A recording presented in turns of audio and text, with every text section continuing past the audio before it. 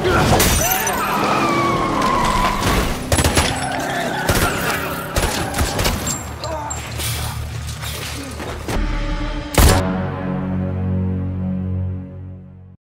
awal film, seorang ayah bernama Brian terlihat sedang bermain dengan putranya di halaman depan rumahnya.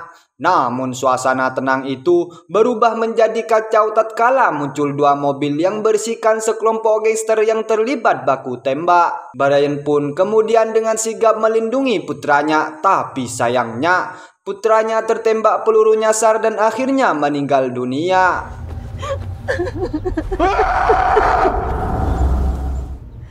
Brian yang tidak terima berusaha mengejar agar para gangster itu bertanggung jawab.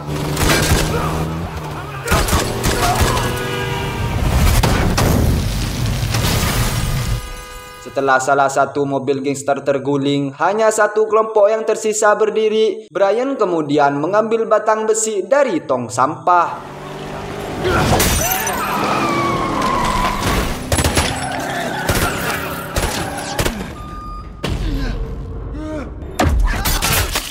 Namun dia berhadapan langsung dengan pemimpin yang bernama Gonzales. Ini bebenguknya saat keluar dari mobilnya sambil membawa pistol. Alih-alih mendapatkan keadilan atas kematian putranya, Brian malah merasakan sakit ketika Gonzales melepaskan tembakan tepat ke tenggorokannya. Singkatnya, kejadian tersebut kemudian masuk ke berita lokal dan diusut oleh polisi. Sementara itu, Brian selamat setelah menjalani tindak operasi dan perawatan selama kurang lebih 4 bulan di rumah sakit. Brian akhirnya terbangun bersama istrinya yang selalu setia menemaninya. Namun Brian ingin segera bangun dan membalaskan dendam atas kematian putra kesayangannya. Meskipun pada saat itu Brian masih pincang. Faktanya dia bahkan tidak dapat berbicara lagi karena ia bisu secara permanen akibat luka tembak yang diterimanya. Beberapa hari kemudian, Brian diizinkan pulang. Dalam perjalanan pulang, Brian melihat semua orang di jalan sebagai musuh yang harus dibunuh dan disingkirkan, seolah-olah mereka semua bertanggung jawab atas kematian putranya. Sesampainya di rumah, hati seorang ayah hancur ketika harus menerima kenyataan bahwa putra kecilnya sudah tidak ada lagi. Hari-hari yang biasanya diisi dengan bermain kini telah berlalu. Brian sangat marah dan masih belum bisa menerima kematian putra kesayangannya.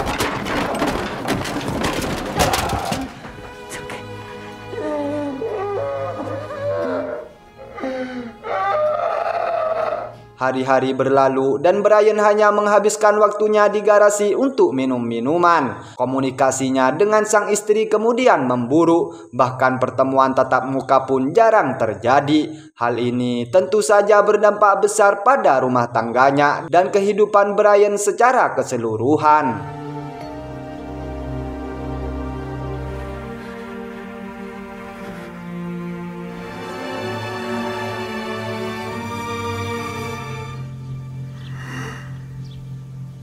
Saat dia duduk di halaman, Brian teringat kembali pada hari ketika putranya terbunuh oleh peluru nyasar. Rasa sakitnya tampaknya tidak pernah hilang. Jadi daripada hanya duduk-duduk tanpa melakukan apapun, Brian yang tidak lagi peduli dengan hidupnya sendiri sangat ingin membalaskan dendam. Dia memulai rencananya dengan pergi ke kantor polisi untuk mencari tahu wajah para pelaku.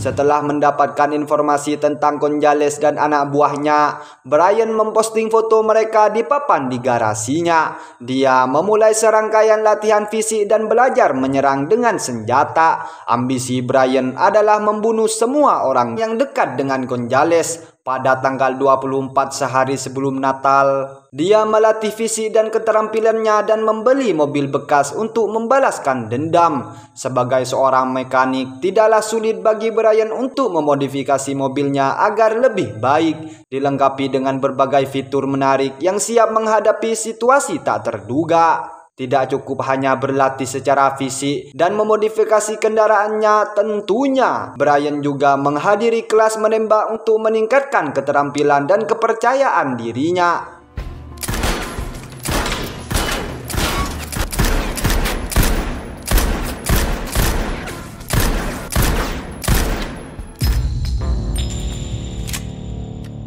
Tiga bulan kemudian, istrinya akhirnya menyerah dan memutuskan untuk pulang ke rumah orang tuanya. Setelah Brian tidak lagi ingin memperbaiki hubungan rumah tangganya, Brian hanya fokus pada rencana balas dendamnya.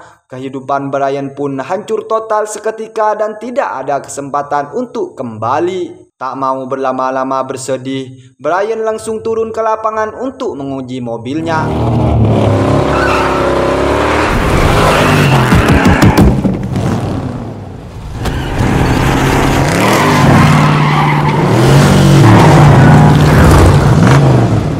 Brian kemudian mengamati Gonzales dari kejauhan untuk memastikan targetnya dan menemukan beberapa orang kepercayaan Gonzales. Hal ini memudahkan Brian untuk menentukan target pertamanya. Saat hari eksekusi semakin dekat, Brian melakukan pelatihan terakhirnya. Setelah hampir 7 bulan pelatihan terfokus, Brian akhirnya menunjukkan kemajuan luar biasa karena semua aspek yang diperlakukan untuk balas dendam tercapai dengan sempurna.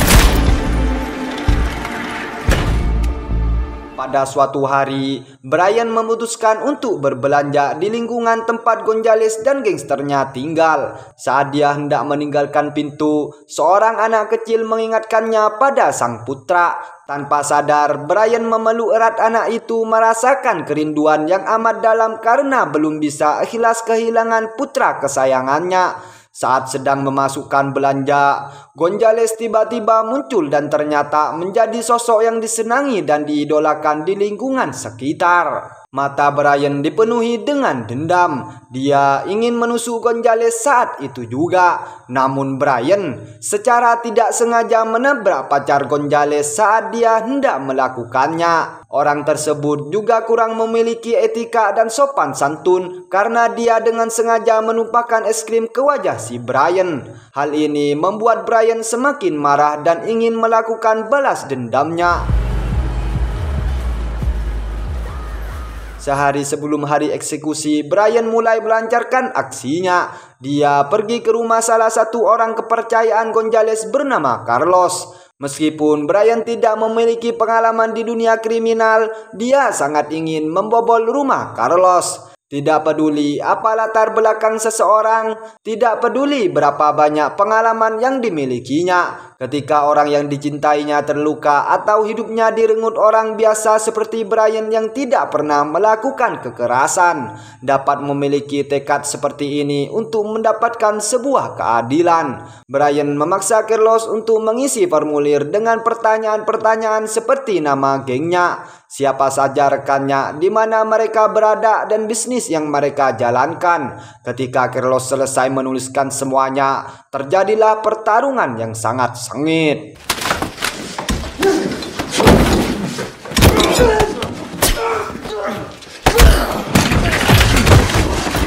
Namun, tekad Brian yang jauh lebih kuat memungkinkan dia untuk memenangkan pertarungannya.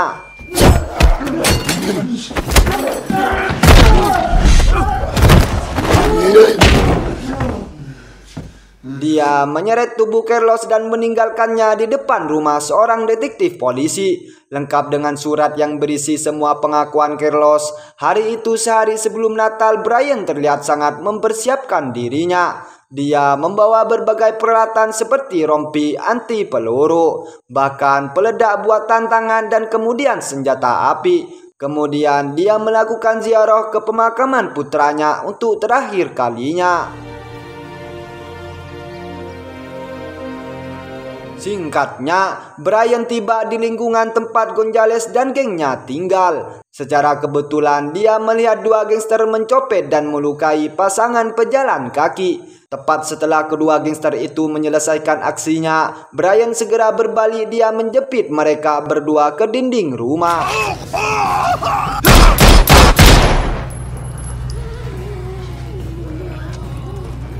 Setelah berhasil membunuh keduanya, Brian memotong jari mereka dan kemudian mengirimkannya ke Gonzales. Tujuannya adalah untuk membuat Gonzales berpikir aksi tersebut dilakukan oleh kelompok gangster saingannya. Brian sendiri telah merencanakan semua ini untuk mengadu domba kedua kelompok gangster itu. Malam itu Gonzales mengirim sebagian besar anak buahnya untuk menyerang gangster lawan. Di tengah keributan, seorang polisi wanita terlihat campur tangan membahayakan nyawanya sendiri. Melihat situasi ini, Brian perlu membantunya dengan memecahkan konsentrasi gangster itu menggunakan keterampilan mengemudinya.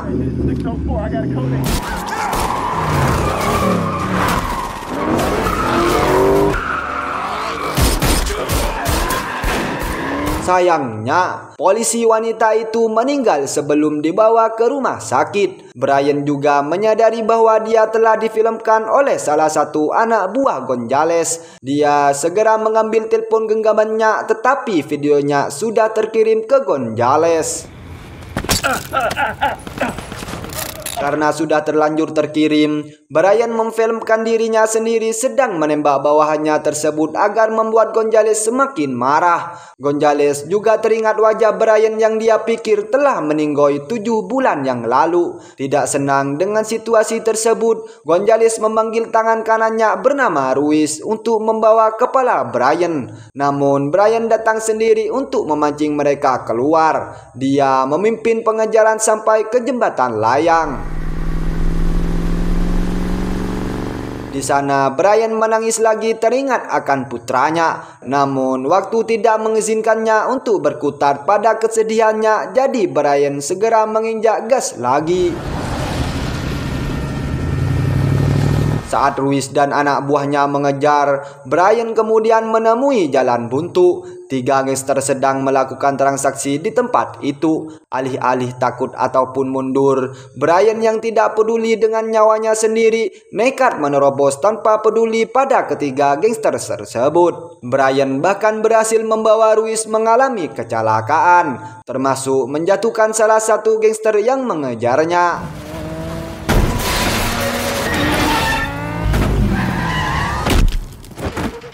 Pada saat yang sama, seorang detektif yang mendapatkan petunjuk tentang alamat gangster tersebut memutuskan untuk bertindak sendiri tanpa bantuan timnya. Sementara itu, Brian terlihat sedang beristirahat tepat saat Gonzales mengirim pesan grup di salah satu ponsel anak buahnya. Pesan tersebut meminta pasukannya yang tersisa untuk berkumpul di markas. Brian memanfaatkan kesempatan itu untuk menghabisi mereka semua. Singkatnya, Brian berhasil masuk ke gedung itu dengan cukup brutal. Dia segera meraih senapannya memanfaatkan tangki sepeda motornya yang telah bocor.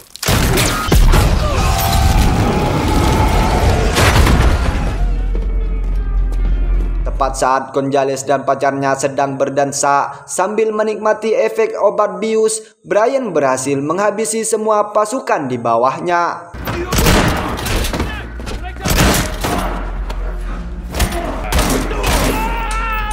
Sekarang dia harus menaiki tangga ke lantai tempat Gonzales berada. Tetapi itu bukanlah tugas yang mudah karena dia mungkin akan mati di jalan saat dia menghadapi selusin anak buah Gonzales. Namun Brian tidak peduli dengan hidupnya sendiri. Entah dia hidup ataupun mati, sekiranya dia bisa melenyapkan lebih banyak gangster yang telah mengganggu banyak orang.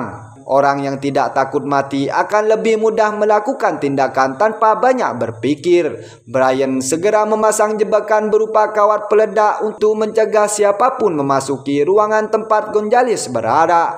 Ruiz ternyata masih hidup dan berhasil selamat dari kecelakaan itu. Tepat saat mereka berdua bertarung, 3 anak buah Gonzales kemudian muncul.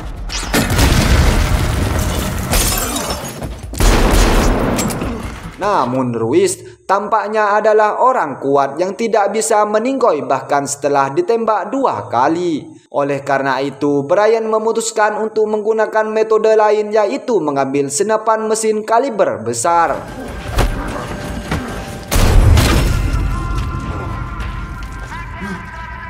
Tak lama kemudian, detektif pun tiba tepat pada waktunya untuk menangkap semua gangster. Tepat saat dia hendak menangkap Brian, pacar Gonzales muncul dengan senapan mesin ringannya, memaksa mereka berdua untuk berlindung. Brian akhirnya berhasil keluar dari sisi kiri gadis itu. Meskipun dia ingin menembaknya sebagai balasan atas es krim yang telah ditumpahkan padanya, Brian masih punya hati nurani dan membiarkannya untuk pergi. Namun karena gadis itu berulah lagi, Brian terpaksa untuk membunuhnya.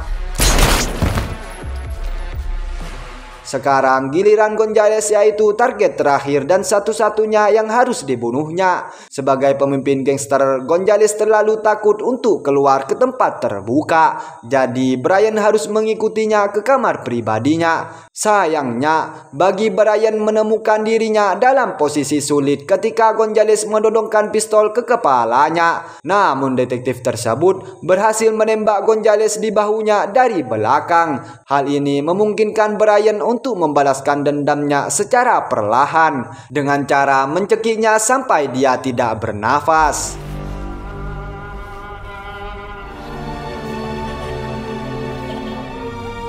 Dengan begitu, balas dendamnya pun selesai dan film pun tamat. Oke, sekian dulu untuk video hari ini. Bagaimana tanggapan kalian tentang film ini? Tulis di kolom komentar ya. Dan jika kalian suka dengan video ini, ya jangan lupa klik tombol loncengnya guys ya. Oke. Terima kasih banyak telah menonton sampai akhir. Semoga kalian semua sehat selalu dan dilancarkan dalam setiap urusannya. Amin. Beli tempe kok malah beli kuaci? Cakep. Kalau kalian suka, ya jangan lupa datang kembali.